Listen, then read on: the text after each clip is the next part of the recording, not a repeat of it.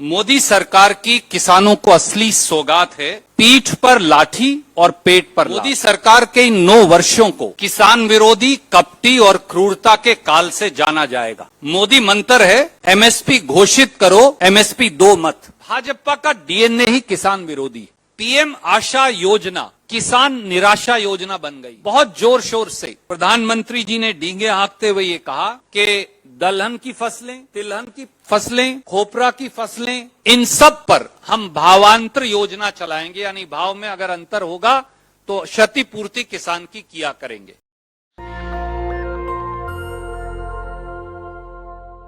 कि ना एमएसपी पर खरीद होगी और ना लागत पर 50% मुनाफा मिलेगा। मोदी सरकार की किसानों को असली सौगात है, पीठ पर लाठी और पेट पर लात। यह एक कटु सत्य बन गया है। मोदी सरकार के इन 9 वर्षों को किसान विरोधी, कपटी और क्रूरता के काल से जाना जाएगा। कल देर शाम शेखी बगारते हुए मोदी मंत्रिमंडल ने रबी फसलों के लिए एमएसपी की घोषणा कर दी। पर 3 कड़वी सच्चाई आपके सामने हम रखने के लिए आ जाएं। पहली, किसान की फसल हिंदुस्तान में एमएसपी पर खरीदी ही नहीं जाती। दूसरी,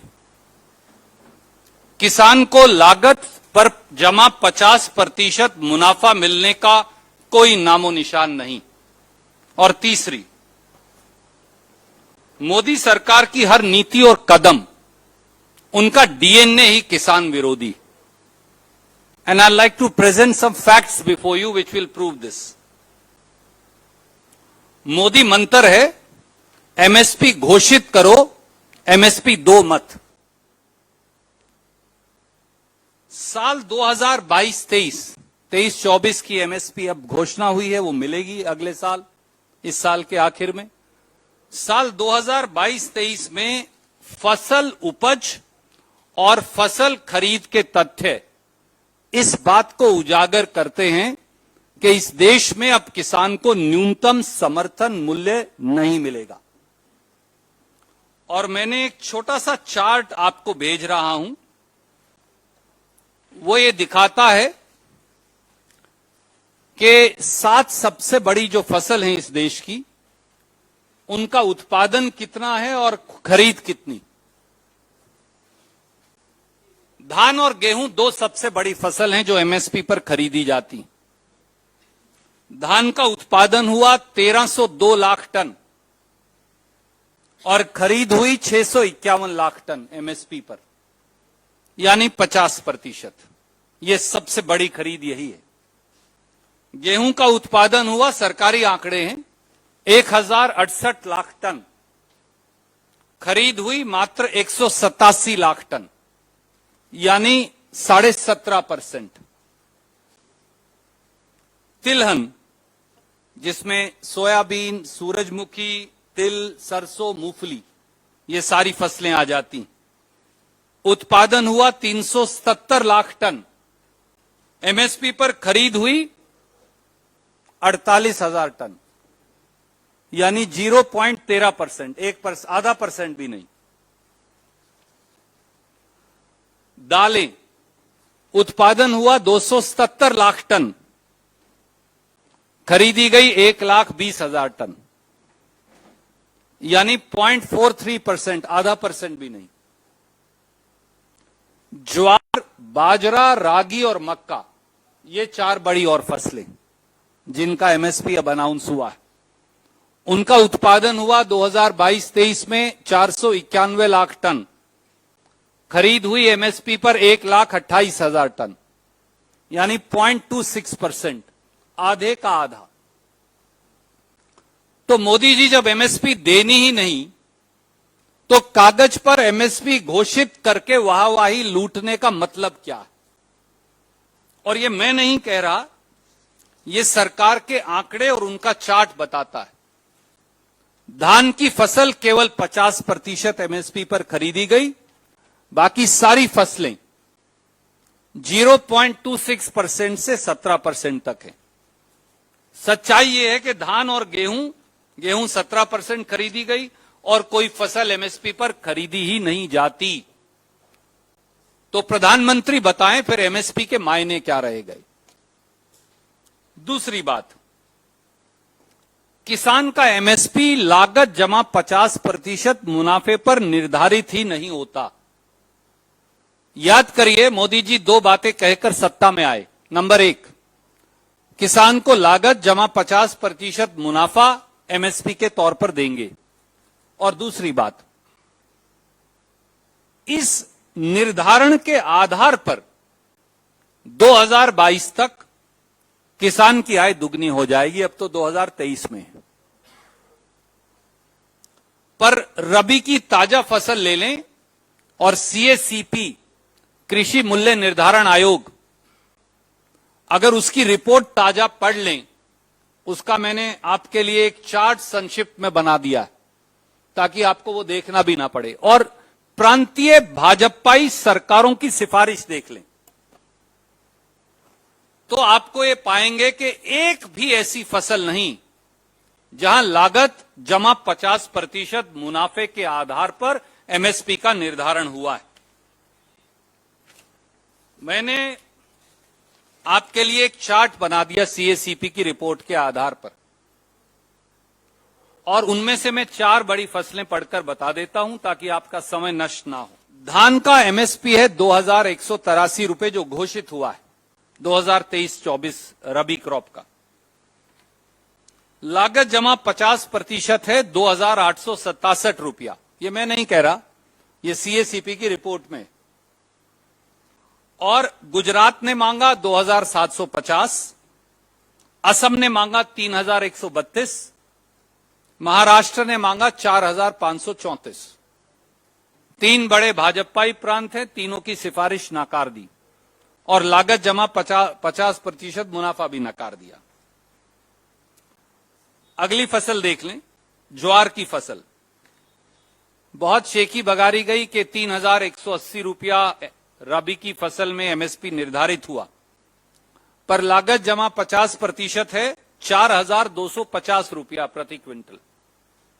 गुजरात ने मांगा 5400 रुपया, महाराष्ट्र ने मांगा 4434 रुपया, यूपी ने मांगा 3065 रुपया। तीनों नकार दिए गए। एक और देख लें, क्योंकि कई आपको पढ़कर मैं आपका समय नष्ट नहीं करूंगा। बाजरा एमएसपी है 2500 रुपए जो निर्धारण हुआ है। खरीदेंगे तो नहीं, पर फिर भी देख लीजिए कि लागत जमा 50% क्या है।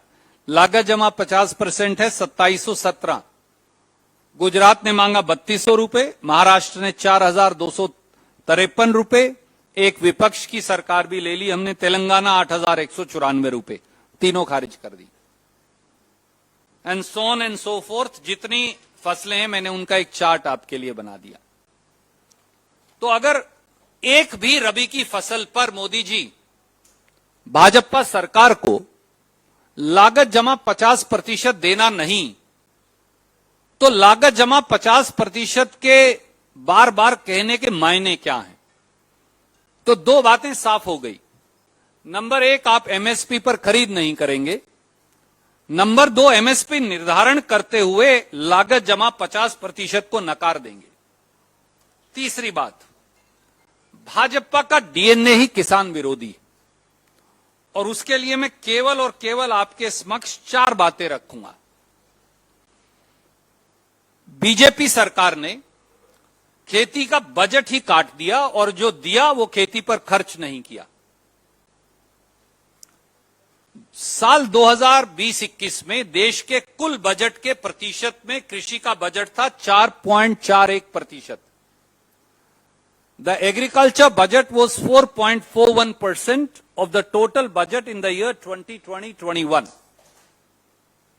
साल 2023-24 में खेती का बजट कुल बजट के प्रतिशत का 2.57% रह गया है। That means about 50% less.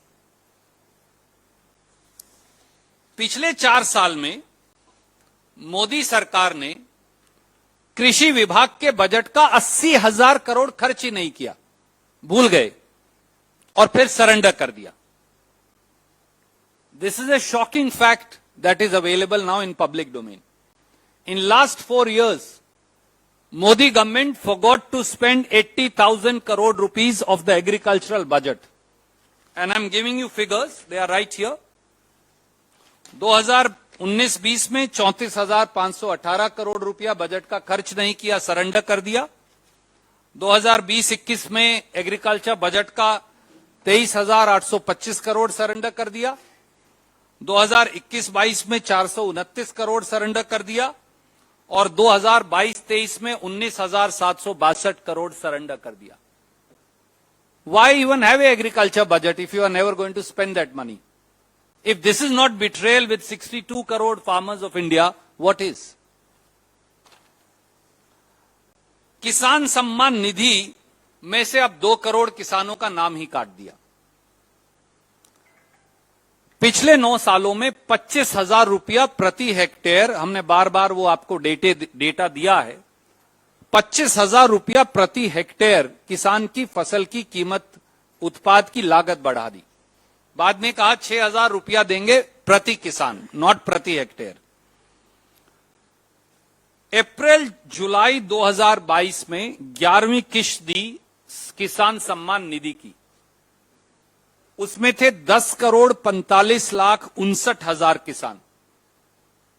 12वीं किश्त दी अगस्त नवंबर 2022 में, उसमें किसानों की संख्या कम होकर हो गई 8,42,14,000।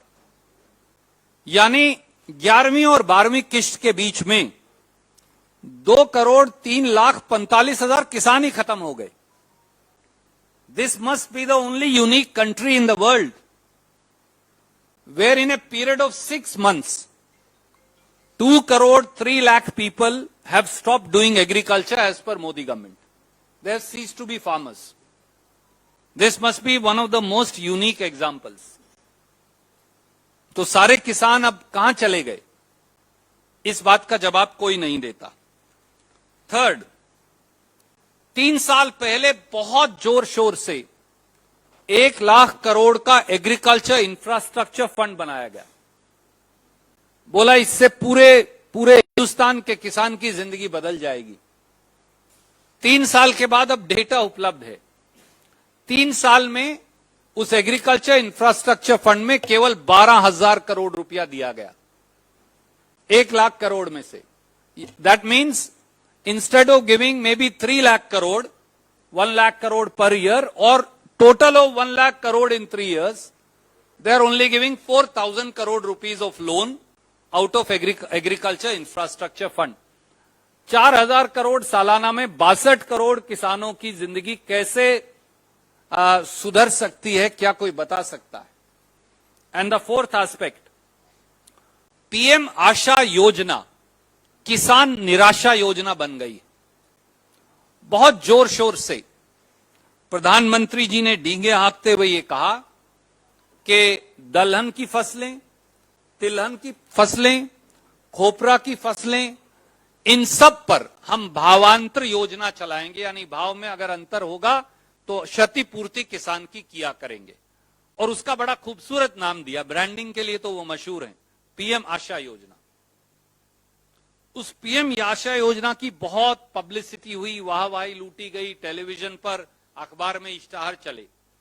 अब 3 साल बाद उसकी सच्चाई क्या है? 4 साल बाद 2021-22 में केवल 500 करोड़ दिए, 500 करोड़ से 400 करोड़ कर दिए, फाइनली 1 करोड़ दिया और वो 1 करोड़ भी खर्च नहीं किया। और साल 2023-24 में 62 करोड़ किसानों के लिए पीएम आशा योजना में 1,00,000 रुपए का बजट है। 62 करोड़ को मैं 1,00,000 से विभाजन करूं तो अब 1 पैसे का वो कितना फ्रैक्शन आएगा वो मुझे कैलकुलेट करना नहीं आता। तो 62 करोड़ किसानों को 1,00,000 रुपए का बजट है पीएम आशा योजना का। शायद इसी वजह से एनएसएसओ की रिपोर्ट जो भारत सरकार ने दी वो ये कहती है कि किसान की औसत प्रतिदिन आय देश में 27 रुपया प्रतिदिन है। और उस पर औसतन 74,000 रुपए का कर्ज है। ये इस देश के किसान की हालत है। समय आ गया है कि देश के प्रधानमंत्री 62 करोड़ अन्नदाताओं को सामने आकर जवाब दें। नेशनल दस्तक की आपसे गुजारिश है कि अगर इसको बचाना चाहते हैं तो नेशनल दस्तक को सब्सक्राइब करने के लिए रेड कलर के सब्सक्राइब बटन को दबाएं, फिर बेल आइकन की घंटी दबाएं। नेशनल दस्तक को बचाने के लिए बहुत जरूरी है कि हर खबर को शेयर करें, लाइक करें, कमेंट जरूर करें।